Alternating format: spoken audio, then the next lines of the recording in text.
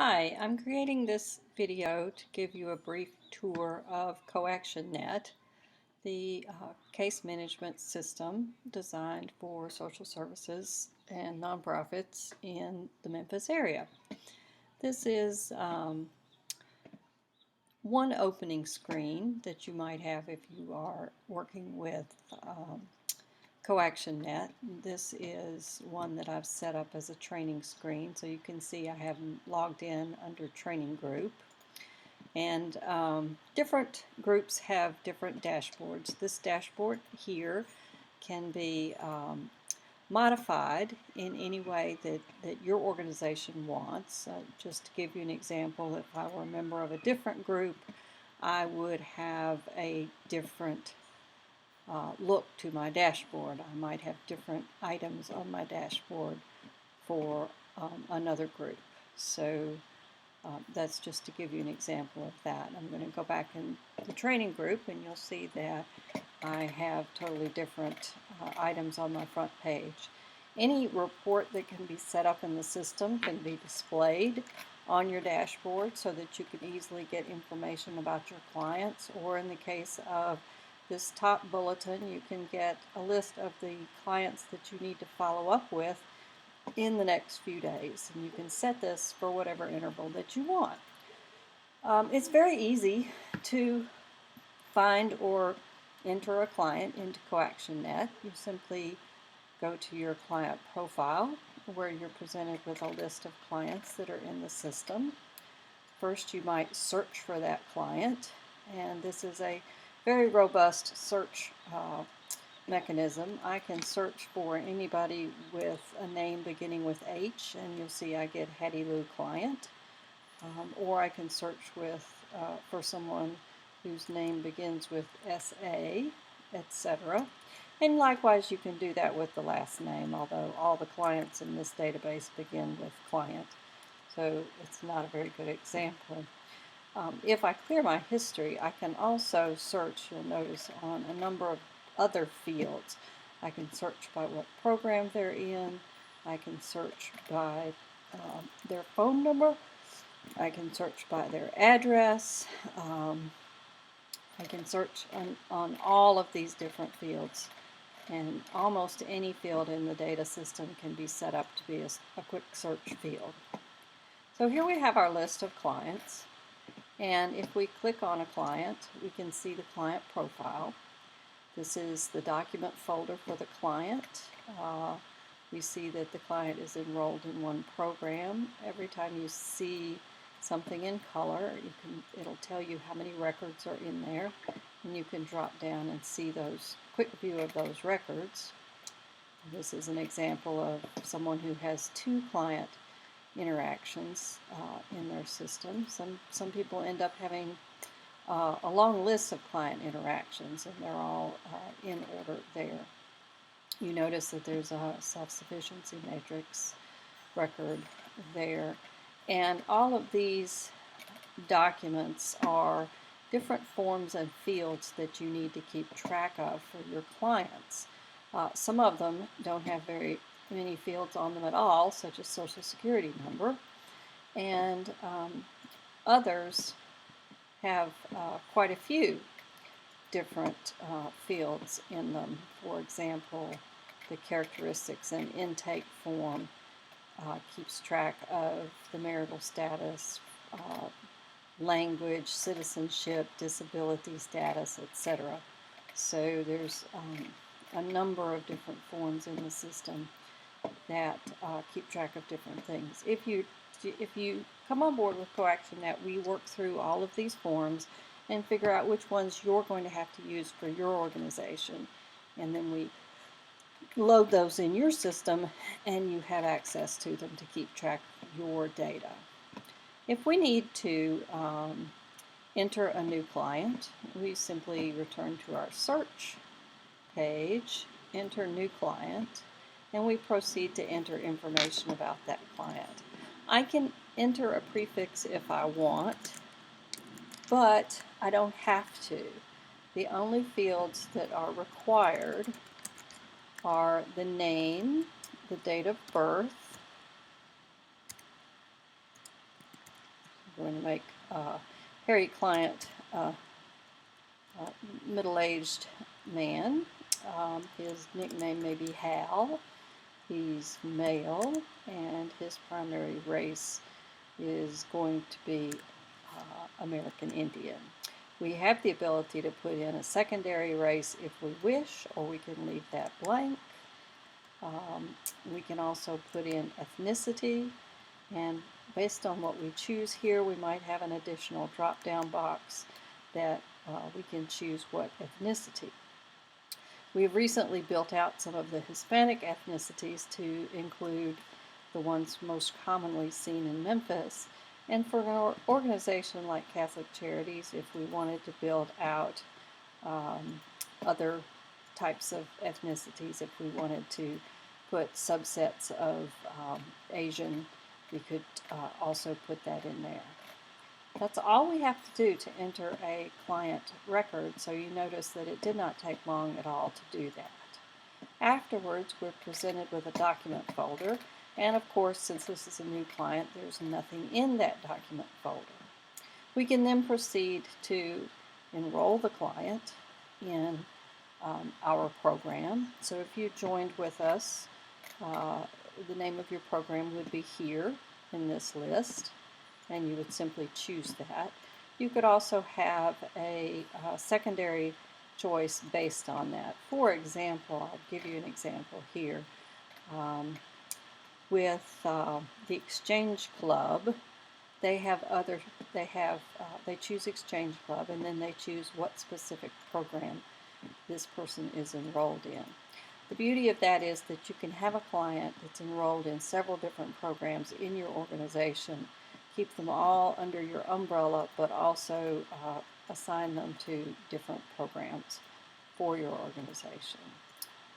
I am going to just simply, for the sake of ease, at this point, I'm going to choose Hope House for this client enrollment. We would enter a date because that is a required field, and that's all we have to do. We could put in some notes about the enrollment, came to our organization, and whatever else we wanted to put in that record. We save it and we continue to work through our list of documents. We can enter different characteristics for that client. Again, we would choose our organization and proceed to choose, put in information about our client. We have a couple of different choices. If we want to put in a total monthly income, we can do that. We can also link to the client's budget and put in detailed information about the client's budget, not only their income, but also their expenses. So we've built this out so that you can put in any number of income categories and any number of monthly expenses, and it will calculate the budget for this person. Then it links that record. If I save this right now, you will see that that record is now linked to our intake record. As we see right there, we can choose disability, and many of the fields in the background are based on form logic, so certain things we don't see unless we need to see them. If our disability is no, then we never see anything behind that. If our disability is yes, then we have a choice of choosing what kind of disability it is. We can make notes about that disability. We can determine domestic violence status, housing status. If I click yes, it's a housing, we need housing assistance, we have a drop down for an entirely another box.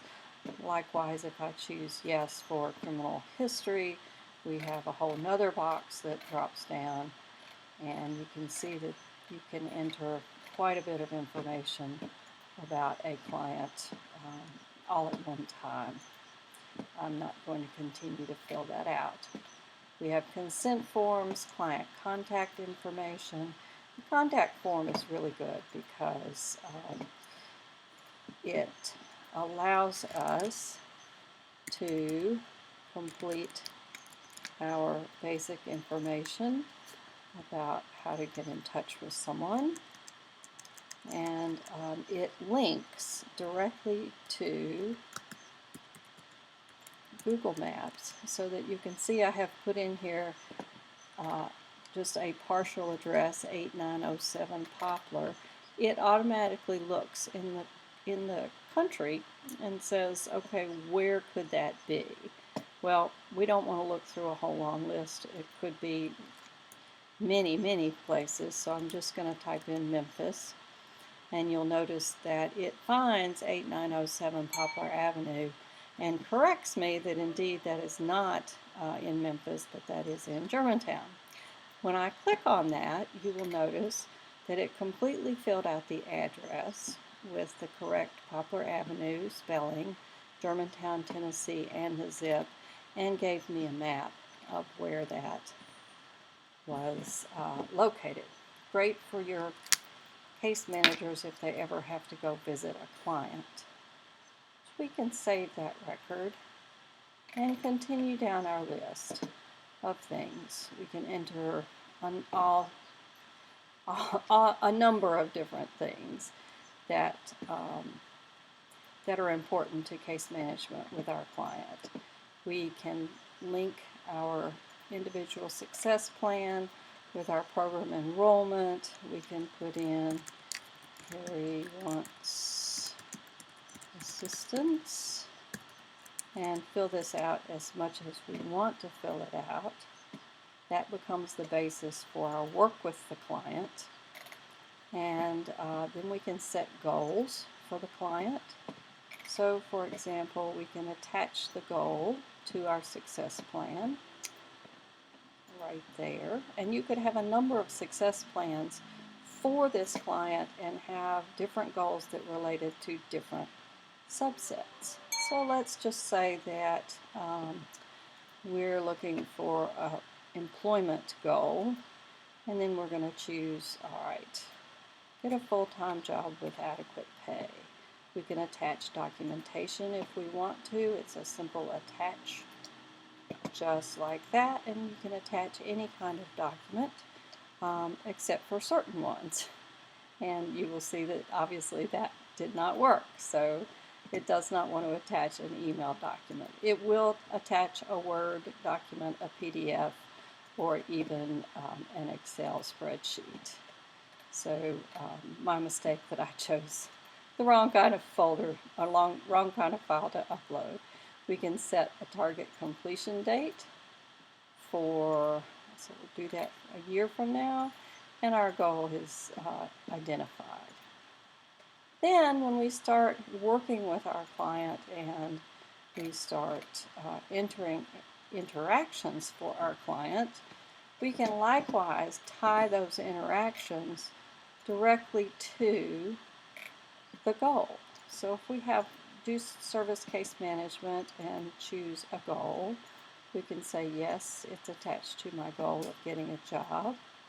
We had a one-on-one meeting with this client, and it was in the area of educational support services.